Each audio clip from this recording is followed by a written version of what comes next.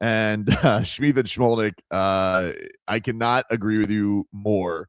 The Bucs just put out the video of Bain taking his draft call, and I am 1,000 times more angry.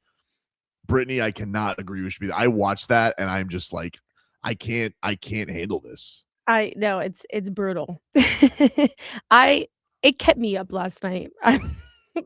Because like I just feel like no matter what Proctor goes on to do, I just think this was objectively not a good pick. Like objectively.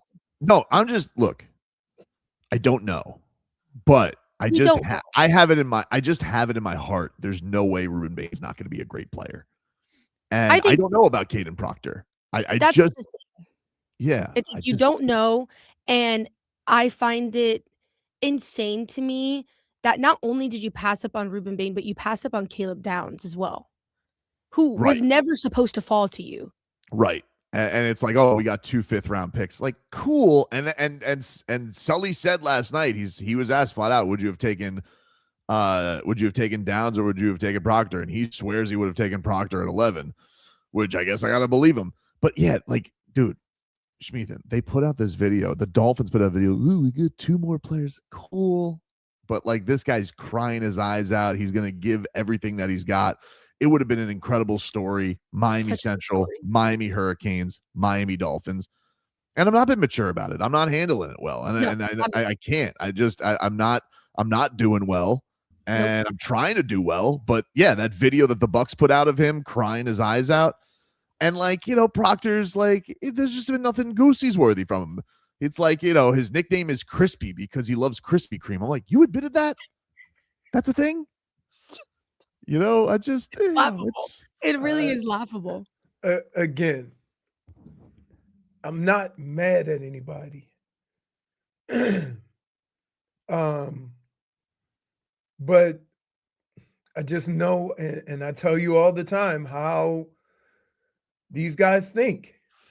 Yeah, well, here was Sully yesterday. This is him saying that Proctor, not a fat guy. It was more just a real honest, direct conversation with substance. We asked him to walk us through his time at Bama, the lessons he learned, the back and forth from Iowa, the weight.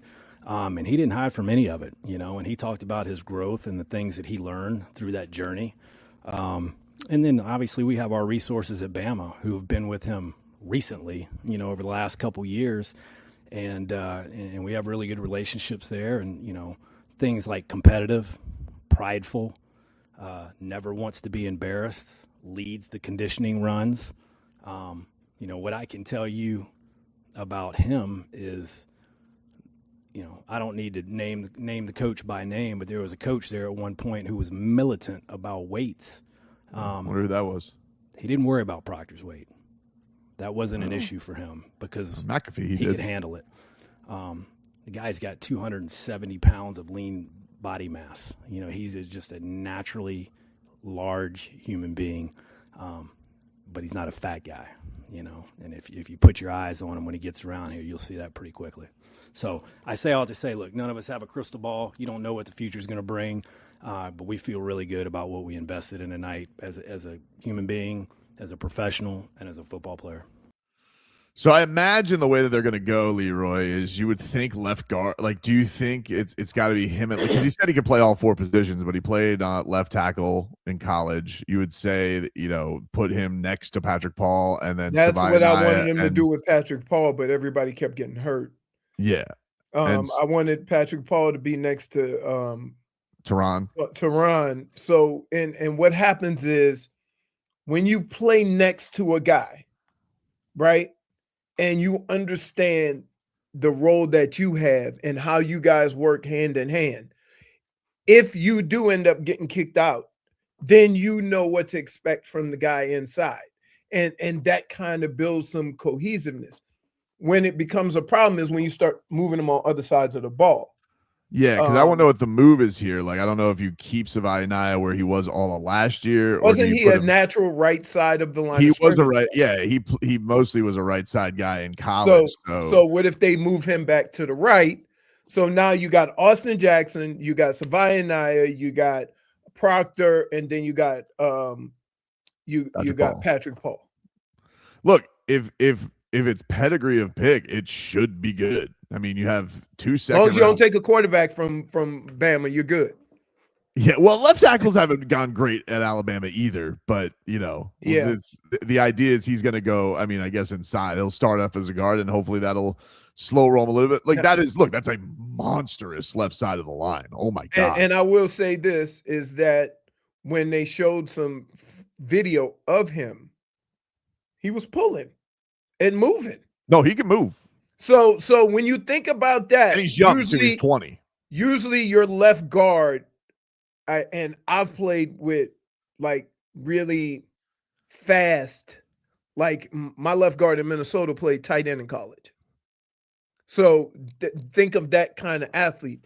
Now I'm going to take that guy and add 70 pounds to him, and he's athletic. Yeah, it could work, but again, I would say, like I saw somebody respond. They've been here 6 months and already they've screwed it up. I'm like, really? Listen, if you can say that right now, maybe you ought to have that job. Because the people that have the job, right? It's going to be longer than 6 months before you can even evaluate them. Yeah. Like, remember, the biggest news was, hey, the greatest thing they could do right now is get rid of Tua. Just take the hit. We don't want Tua. Mm-hmm. They got rid of Tua, right?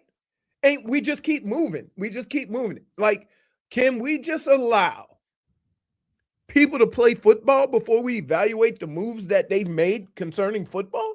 Sure. It's just one of those things, though. Like, I think of all the players we were previewing, he's not one that came up a ton. And we were looking at a position in the draft. We're like, man, it feels like they can't lose. And yet it kind of feels like they did. It feels like they did based on like what though? Based on a lot of pundits saying that he's a project, he's a little inconsistent, and that they need somebody to help right away. And he's not going to be playing at a place he played in college, but hopefully it fortifies something that's been a problem for a while. Whereas some other guys, have just been a little bit more consistent throughout their career. I think that's what it is.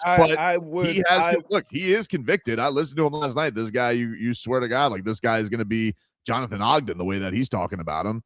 I would agree with those things. And if you have this complaint, I would be okay with it. Not the Bain versus Proctor argument. Okay.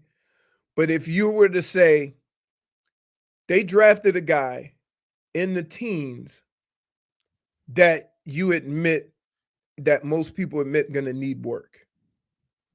That's if I have one problem with the pick, I would say that coming into a system where you are absolutely depleted of talent and everybody is young,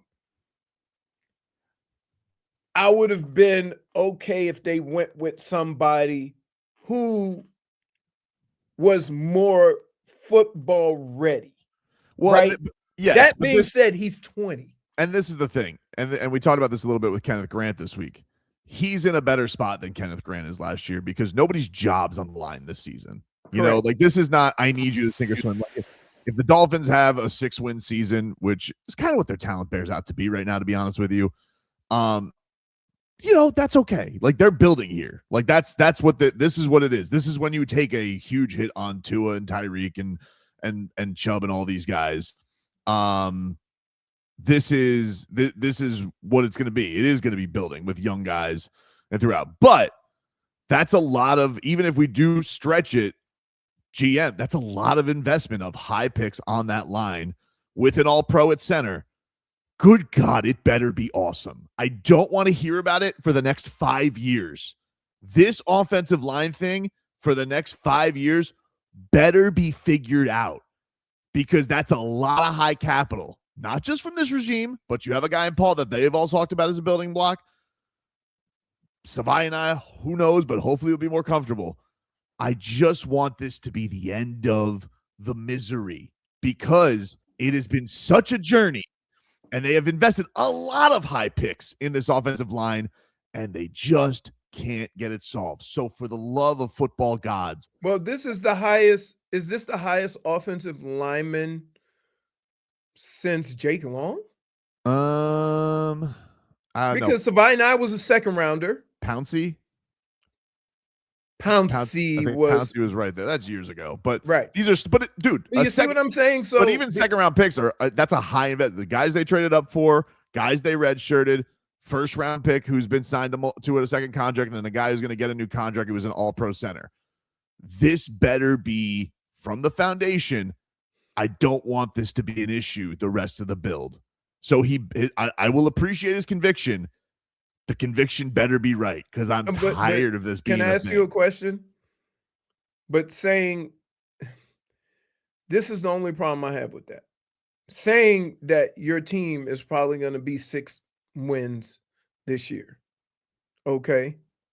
Like, what are you expecting and how quick are you expecting it? Because you sound like you expect excellence. I'm saying by next year they better have the best offensive line and one of the best offense. It better be Eagles good next year. Next year, not this year. I'm saying by next year, these guys better look like they're a fortress. Like Devon Achane, they better be bulldozers for Devon Achane, and they better be a fortress for Malik Willis, dude.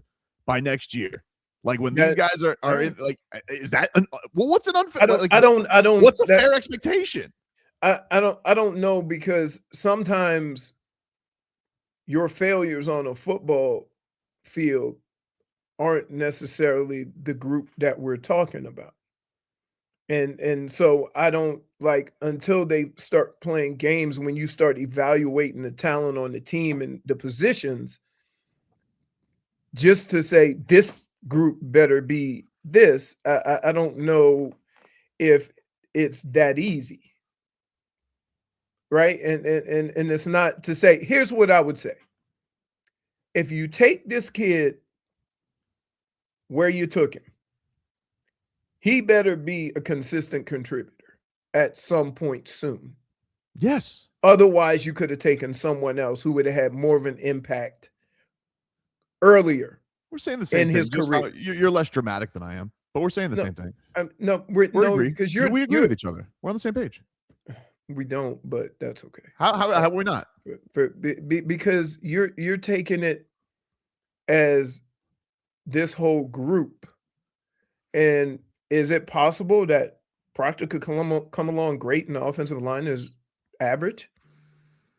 Be pretty surprising, wouldn't it? Because you feel good about 3 of the spots already. I feel good. I would say that the hope here, and I don't know what they're saying, but I would say the hope here is by moving Savaiinaia to his natural side of the ball, that he can be more productive.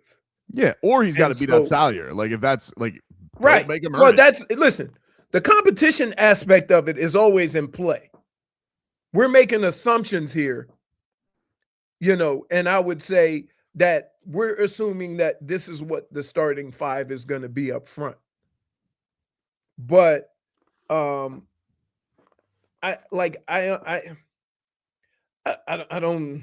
don't know without seeing them play football, right?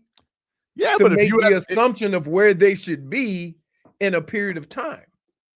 I just don't think it's an unfair expectation. If you use the pick and you're this convicted on it, which he is, he's out there. He's out there quoting Stone Cold at his press conference. Oh, okay. I don't think it's an unreasonable thing to say, hey, this offensive line better be awesome by next year. Right. Now, he did say this, and I agree with Jonathan. He did say something about changing the culture. Bain and Downs would have changed that culture immediately. Again, his culture's a size guy. That's what he is. And that's it's very clear that's his philosophy. Right. We're not going to he wasn't going to take D'Angelo Pons for cornerback. No, he wants a 6'1", 193 cornerback.